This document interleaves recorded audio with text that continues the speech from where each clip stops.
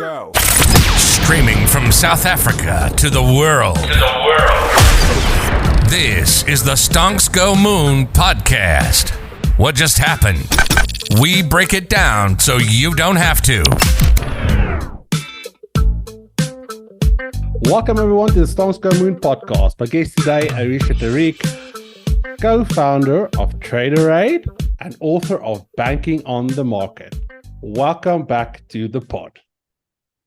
Thank you so much, Rocco. Always a pleasure to be back with you. One of my favorite people, not only Twitter royalty, FinTwit royalty, but also a media darling. To see you popping up on Fox all the time. It's about time we get people other than Kramer on there, that people that actually know what they're talking about. That must be nice for a change. It is. I feel very blessed that they call me and, they want to hear what I have to say. It's not easy to make yourself, known when you're not affiliated maybe with a big bank or with a big name. So I props to Charles Payne for, picking me out of the hundreds of people who are out there on FinTwit. So I was it about really to does feel ask good. you. I was about to ask you, how did that sort of come about? Because there are legions of people. So is it something that you did? Did you actively pursue it? Or how did that come about? Honestly, the first time they reached out to me, it was on Twitter, and I thought somebody was punking me. I didn't really think it was for real.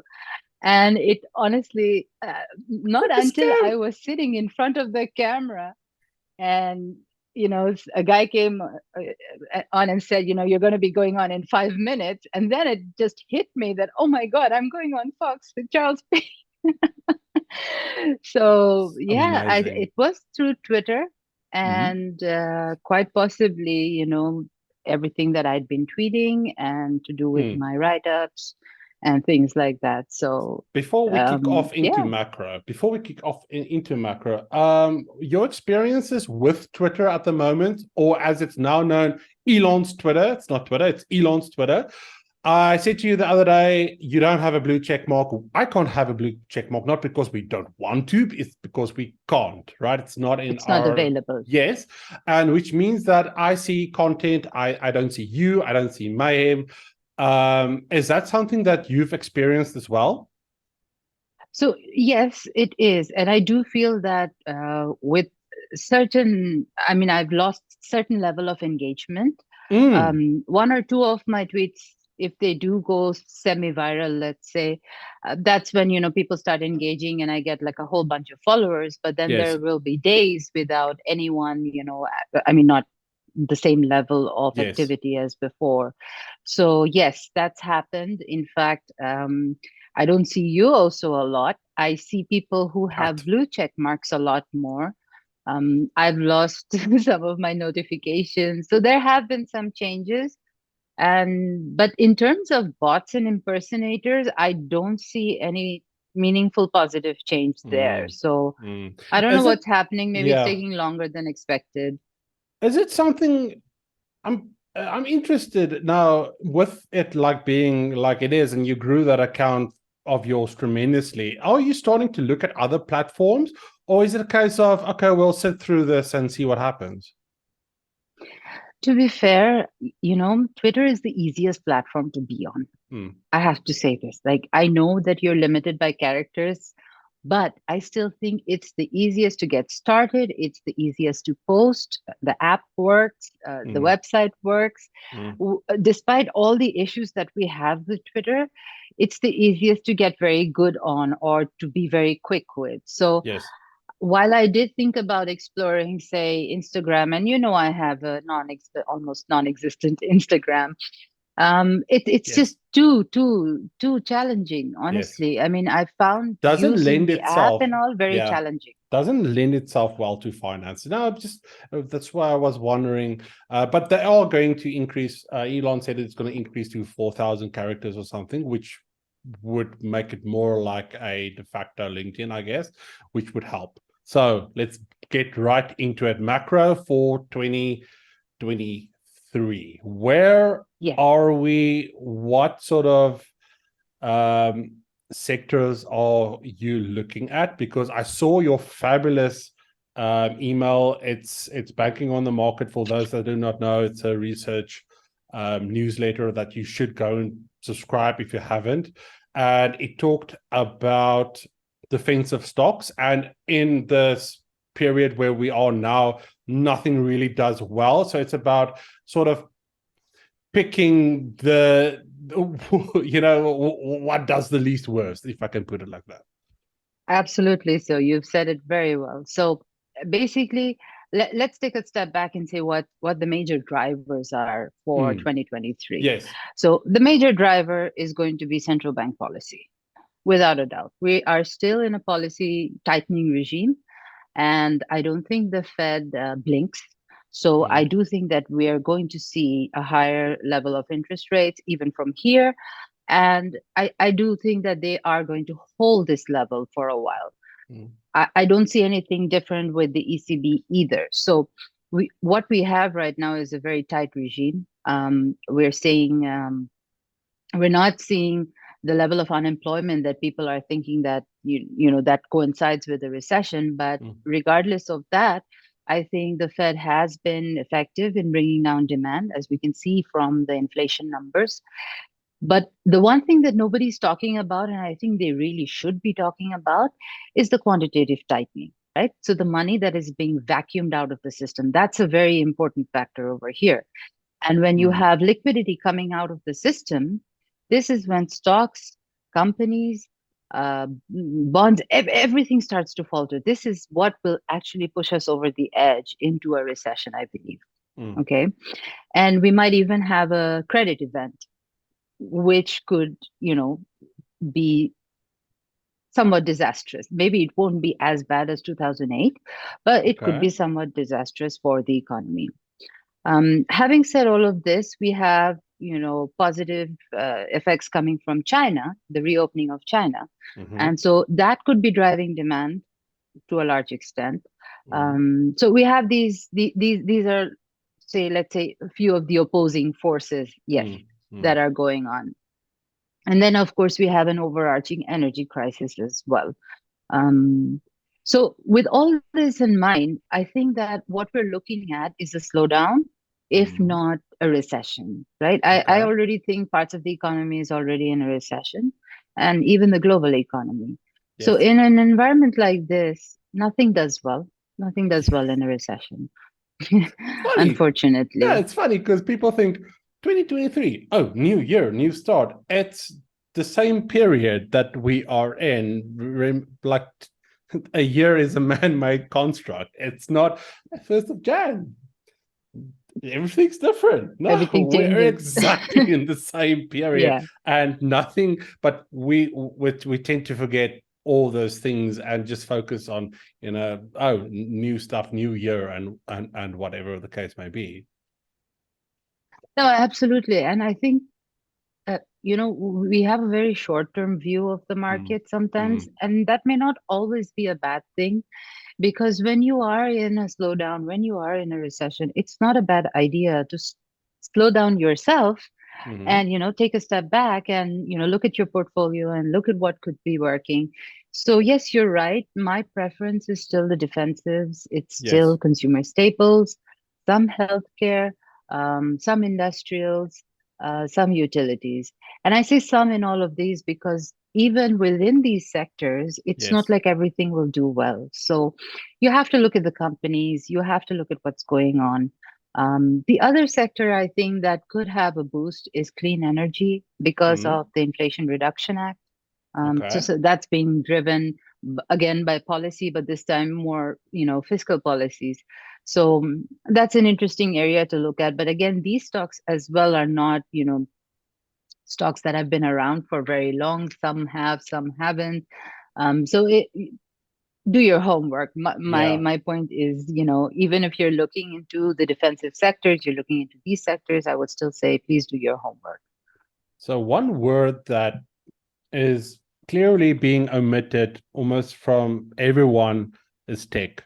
No one's talking about tech. I mean, even you and you don't even mention tech. And if you look at all the indices, tech is severely lagging. And I mean, it's not lagging, it's severely lagging. You have DAX almost near 1,000 points off the high. The FTSE all-time high, which is crazy if you think about it. You have the Dow Jones not performing that bad at the start. And then you have tech. It's just absolutely appalling. Like, what are we seeing in tech? Is that the QT or is it something else? No, it's basically a function of having a lot of companies in the tech world that are high beta stocks, that have no cash flows, right? So the tech industry has been the industry that is nascent, that's trying to grow. It's been the growth sector for the last couple of years, not couple of years, actually more than a couple of More than a years, couple. right? Yeah. And so you have your fair share of companies who are not producing cash flows, and that's basically pulling down the sector as a whole. Having said that, I was actually looking at, and I saw part of an interview by Satya Nadella, who is the CEO of Microsoft. And what he said is tech is in for a rough ride. So despite all his optimism, and I think this guy is a solid guy. He's absolutely turned around Microsoft. He's done a great job.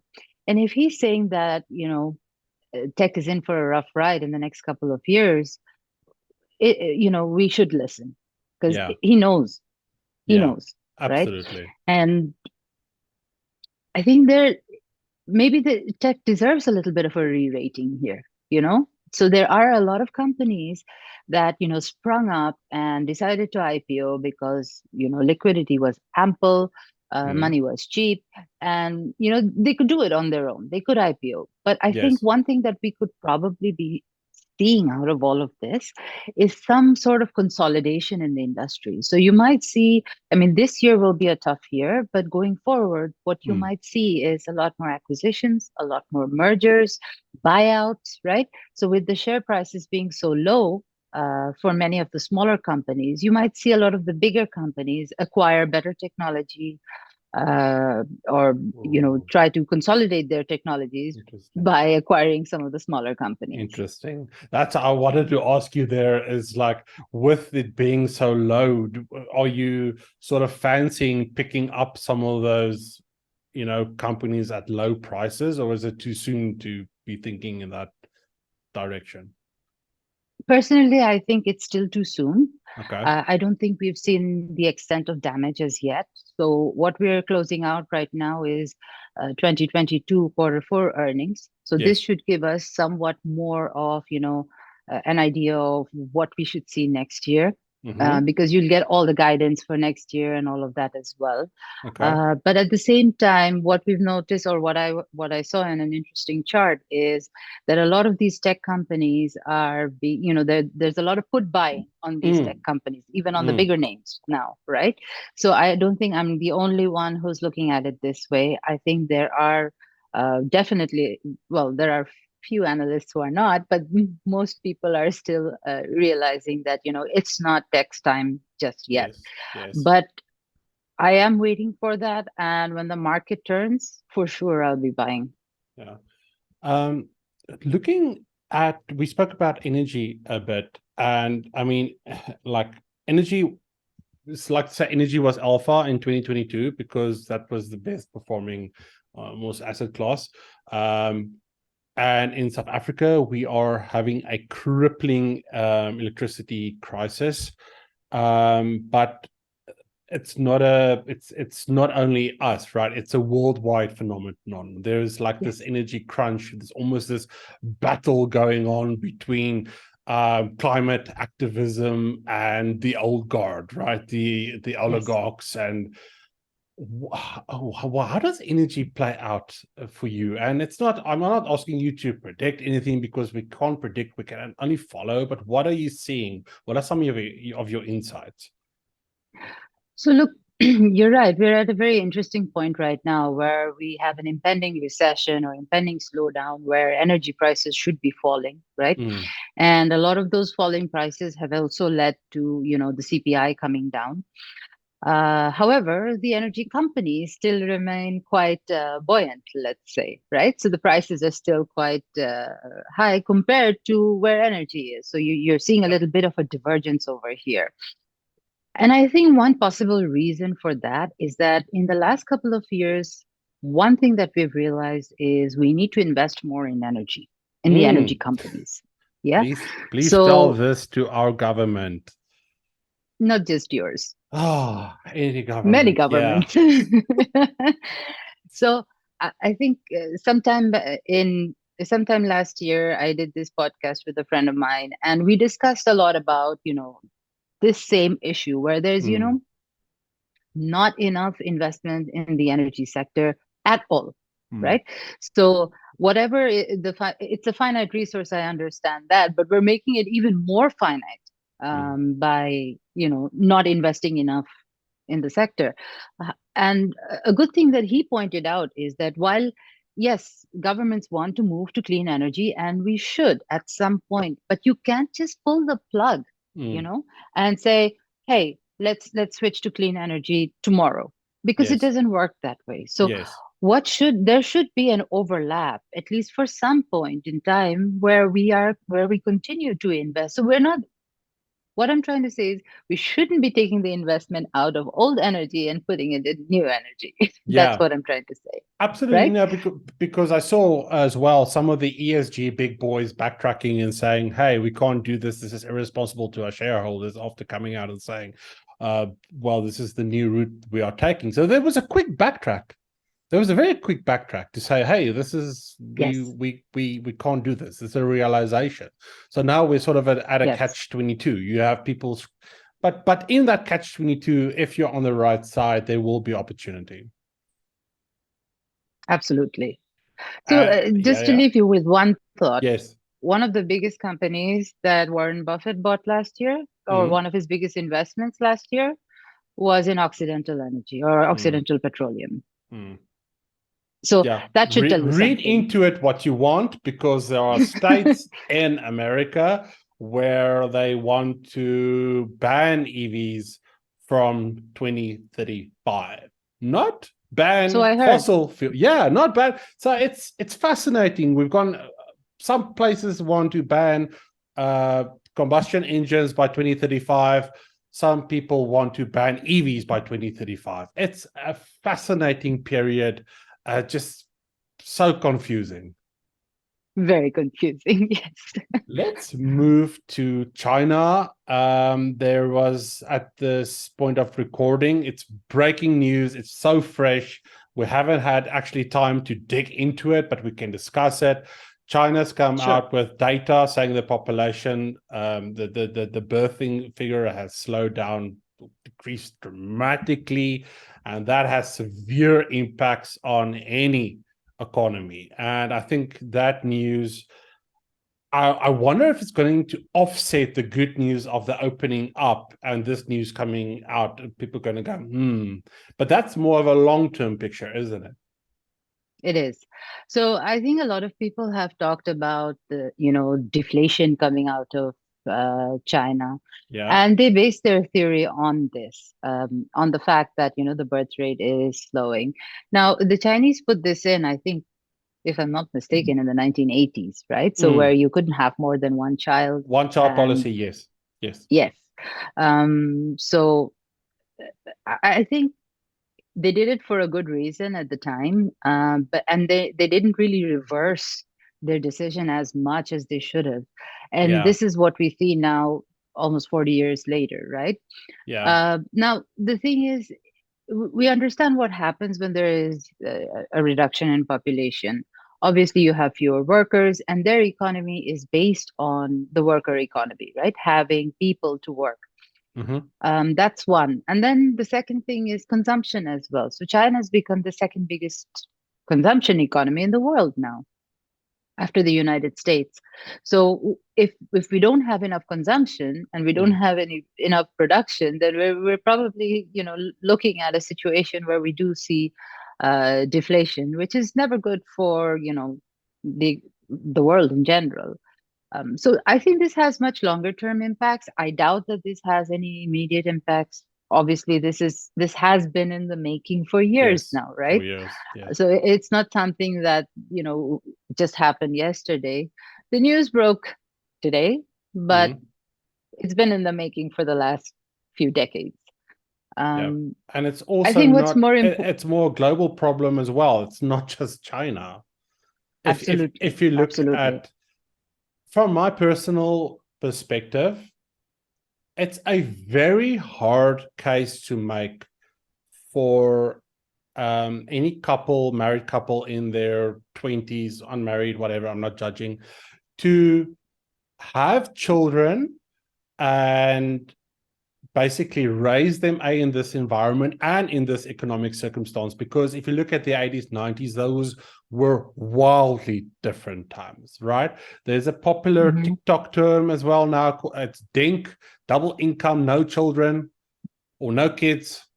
And I'm like, whoa, okay, so this is a trend, right? So people are actively pursuing and saying, I want a job, my wife or my husband wants a job, we want to travel, we want to do everything. We're putting kids on the back burner, or we're putting kids out of the picture completely. And I don't see, my point is, I can't see this problem going away.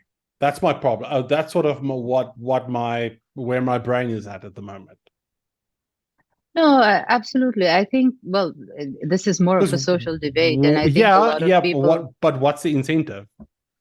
Because if you want something to go away, or if you want to fix it, you have to either mandate it or give it as incentive. And I can't see, like in the Western world, you're going to say, oh, you need to have 3 children now, or you need to have 2 children. I mean, so yeah, that's just something long term to think about.